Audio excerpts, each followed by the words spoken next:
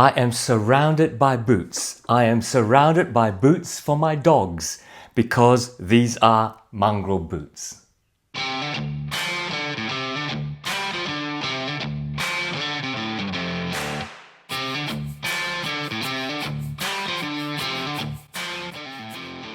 How you going? Welcome back to Bootlosophy, my channel about boots, and I'm filming in Perth, so this is Wajak country, Kaliko Wajak Nunga Buja. I am surrounded by boots. These are all mongrel boots. I will walk you through them, and I just wanted to spend a little bit of time taking this as a feature on mongrel boots and the Australian elastic-sided work boot. So the Australian elastic-sided work boot is a style that I can find goes back to the 1930s. The construction may have been a bit different at those days, but the actual design of the elastic-sided boot with a kind of chunky sole, rounded toe box, or a chisel toe kind of riding boot toe box existed way back in the 1930s, maybe even a bit earlier. Everyone, of course, knows the Blundstone boot. This has gone around the world, and in fact, almost every other second video these days say, oh, this is the Blundstone killer, and you know, trying to compare apples and oranges. We're not doing Blundstone today. And everybody in North America appears to have taken on some interest in the redback boot, another Aussie work boot style, the elastic-sided boot, what we might call a Chelsea boot. Now, by the way, this is a slightly sturdier work boot. You just need to be careful that you're not comparing apples and oranges when you try and compare one of these with the toughness of these. So, no, I'm not talking redback either. Let me talk about the style of the Aussie work boot. It is an elastic-sided boot, otherwise known as a Chelsea boot, for different reasons. It comes in a variety of styles: round toe, riding boot type, chisel toe. It comes in a variety of different outsoles, some of them Vibram, but they are mainly these days injection molded, direct injection molded. Their soles are generally double density. There's a polyurethane, slightly softer midsole, and then the outsole is a plate of TPU or thermal polyurethane, which is more durable, heat resistant, oil resistant, grease resistant. Now, direct injection molding is not a glued on sole, so that's myth number one that you have to break. Direct injection molding is where the boot is lasted, put on a machine, a mold is clamped around it, and then the polyurethane is in molten hot, is injected into it, and then a second mold goes onto it, and the TPU is direct injected while molten. The seal depends on how well you've roughed up the edge right up to the tip. If you don't do that well, it might laminate, it might split. Most Australian brands made in Australia have got that down pat.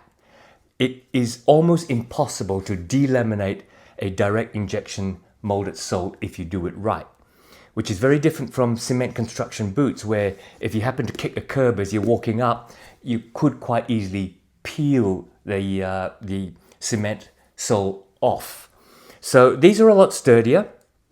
There is another myth, well, it's actually a scientific fact, but it's a myth in that people say polyurethane soled boots generally have their polyurethane soles disintegrate. They become powder, they crack, they fall off.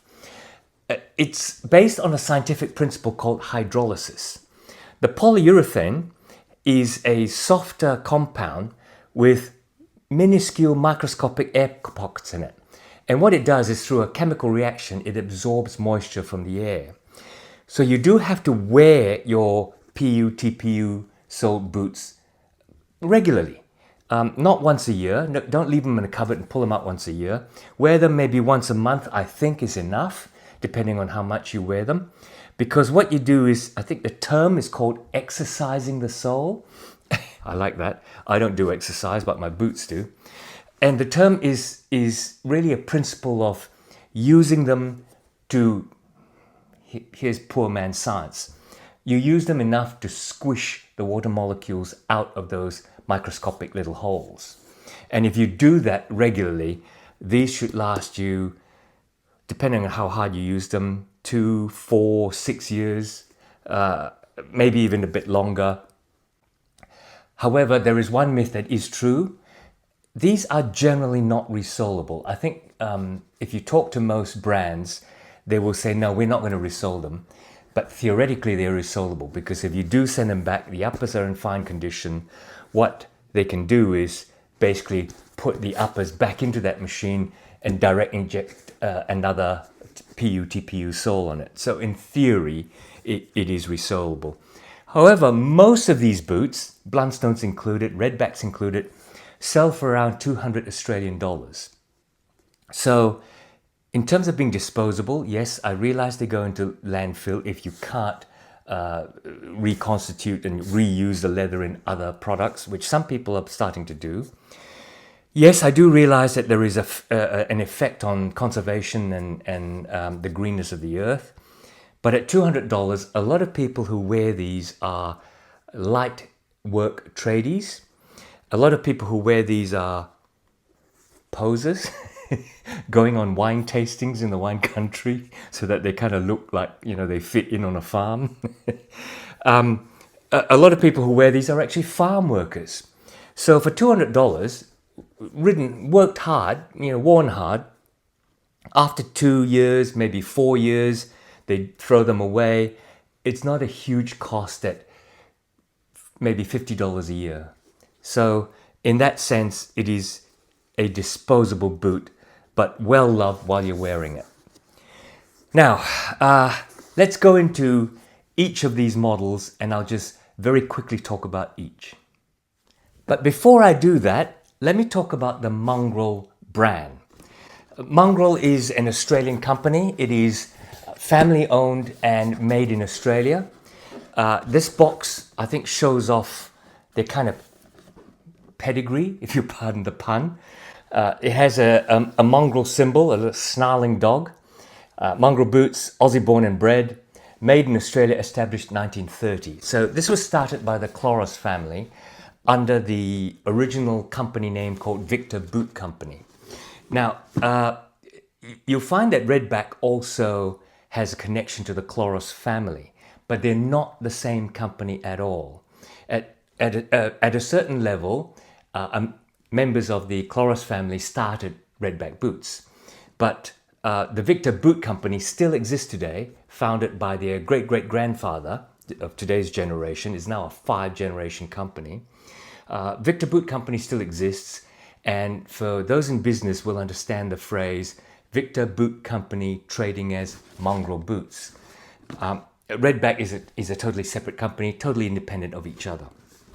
The box, I think, is fascinating, and I do like this little play here, where in the lid they've got a map of Australia and it says made down under, but it's upside down. Wonderful.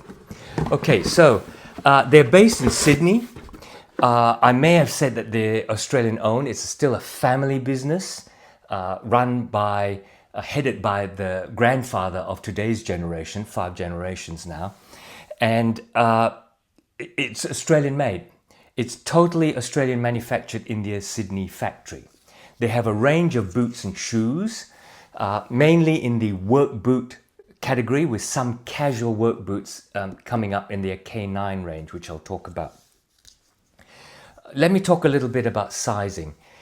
They are Australian sizes, so when I say an Australian 7, I mean a US 8. They're half sizes, like all these Australian work boot companies, like Blundstone, like Redback.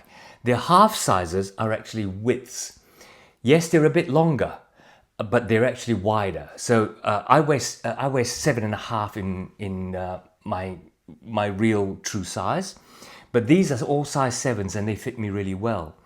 I tried fitting on a 7.5, and it was a bit sloppy.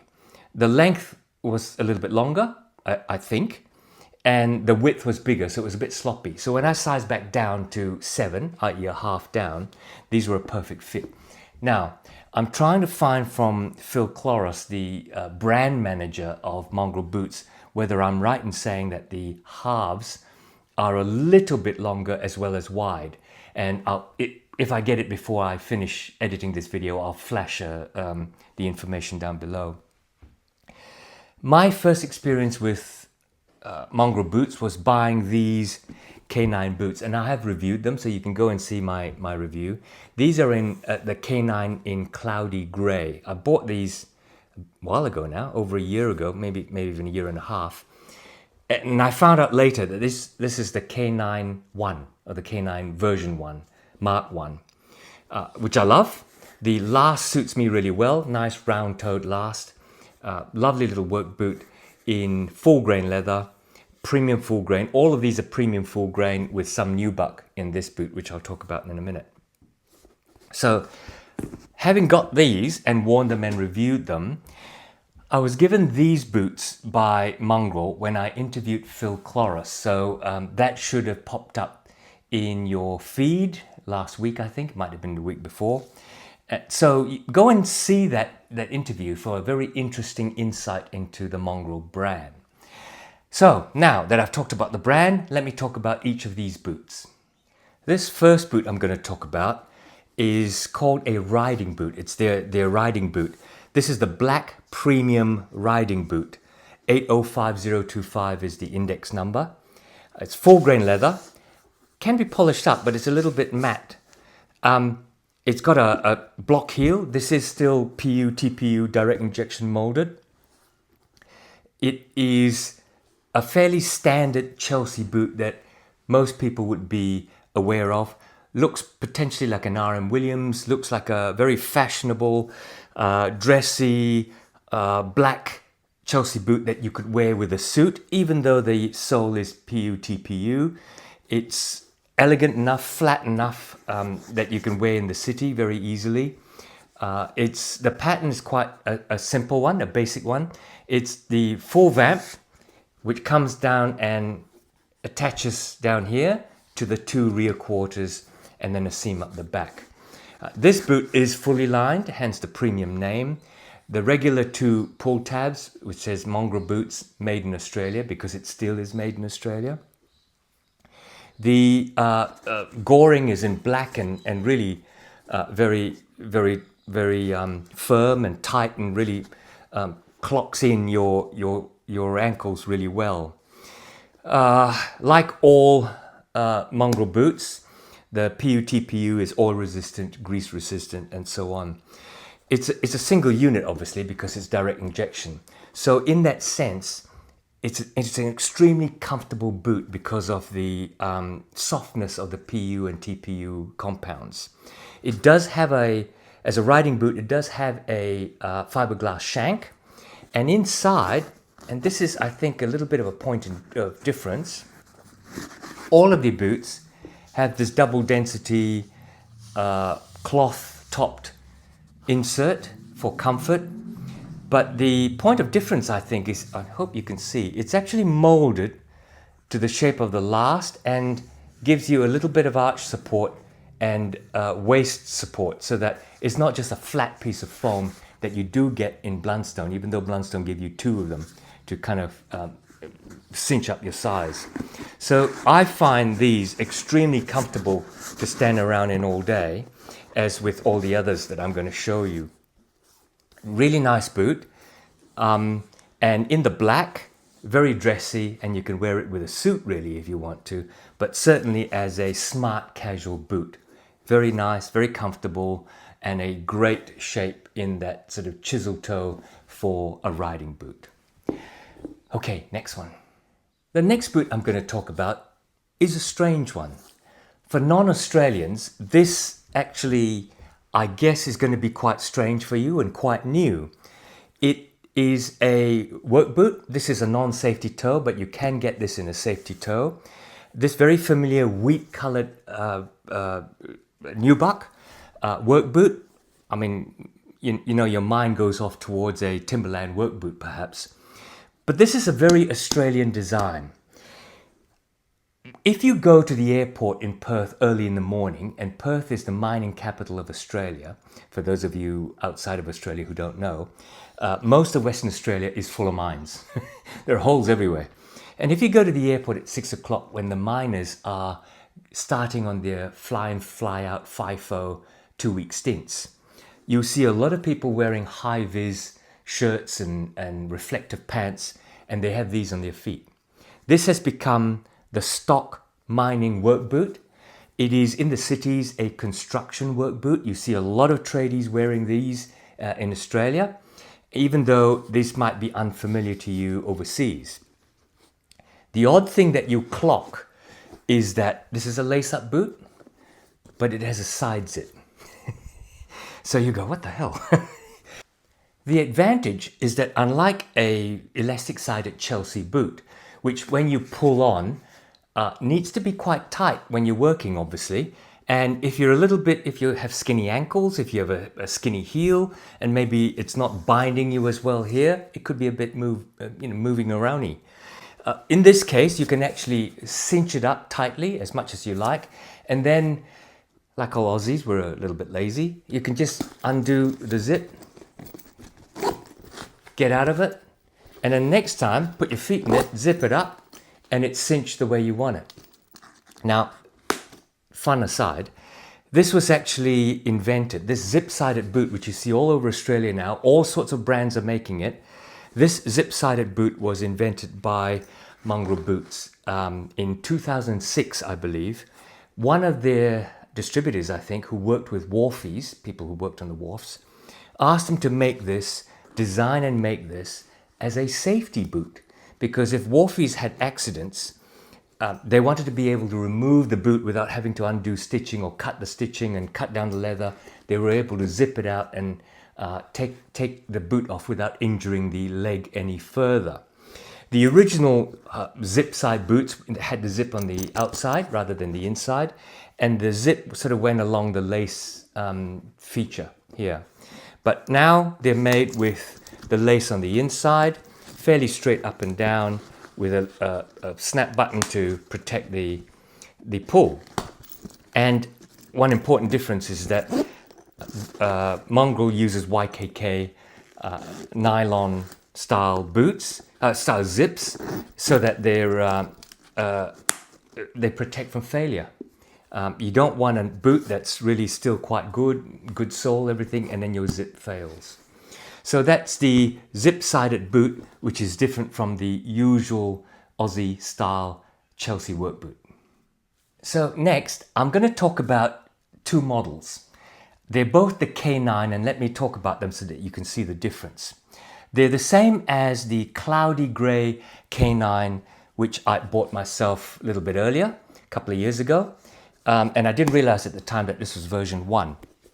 So in their K9 range, which was designed for a casual light work boot, you can wear these out on farms, for example. You can wear these in where you don't need a protective safety toe for light work, really. And there are two styles, although they're both K9 models. The first I'll talk about is the K9-1 Cloudy Brown. That's the Cloudy Brown is the name of this leather. It's a full grain in matte, and it has these sort of patchy, cloudy, I suppose, brown mottled effect in a very pretty leather. It also has a slightly thicker sole, more chunky sole with deeper grip in the PU-TPU format. And again, it has this orthotic light insole, which I just love. That it gives you foot protection, it gives you shock absorption, and it really gives you a little bit of arch support there. This one is called the K9 1075. K9 1 meaning the version 1, 075 being the actual model. This is the casual line, round toe, which originated from the original 1930s elastic-sided pull-on work boots. The second one that I'm going to talk about is also a K9. This is the K9 2, version 2, and it's in Heritage Brown, and it's in fact, I think, officially called the K9 Heritage Riding Boot. And why? I think you will see some similarity to the premium riding boot in sort of a slightly lower profile toe box and a lower profile PU sole. And it is a chisel toe so that you can get it into the stirrup.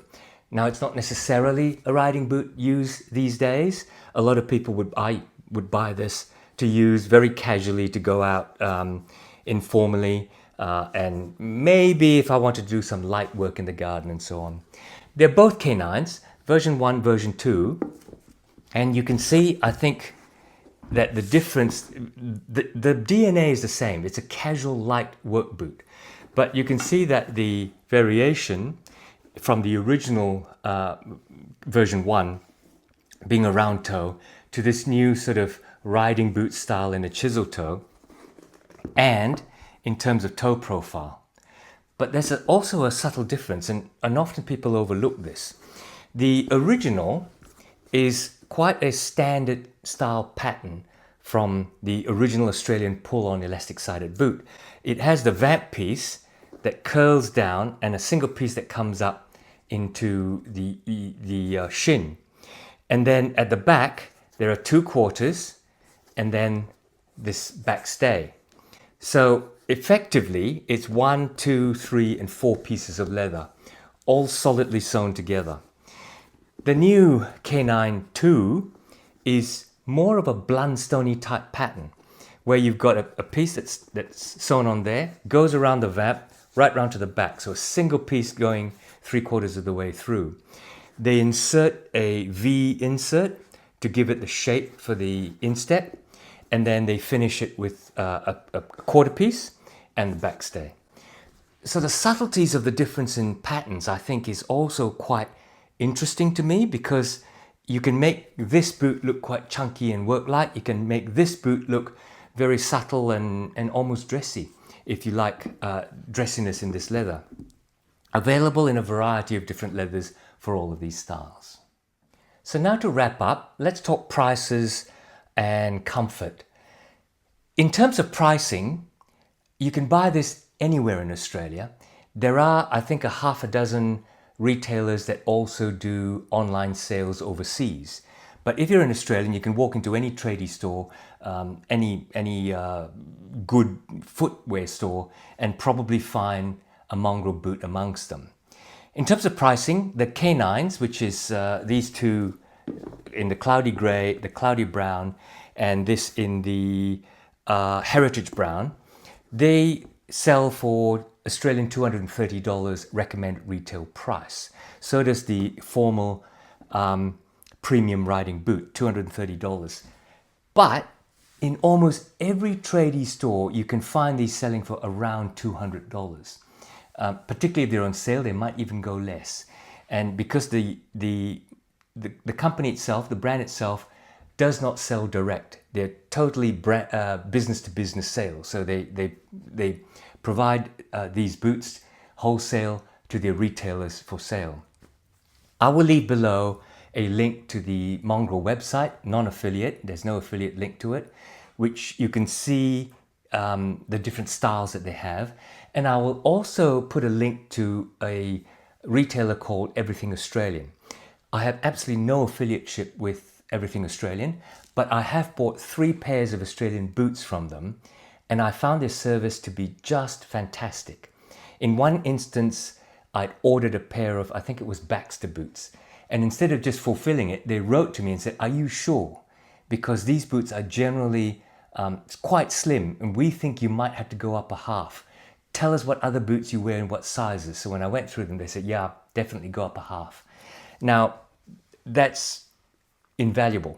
And particularly if you're overseas, you don't want to go, "I'm a size 8, send me an 8." And they go, "Yeah, sure, here." It arrives 2 weeks later, too small.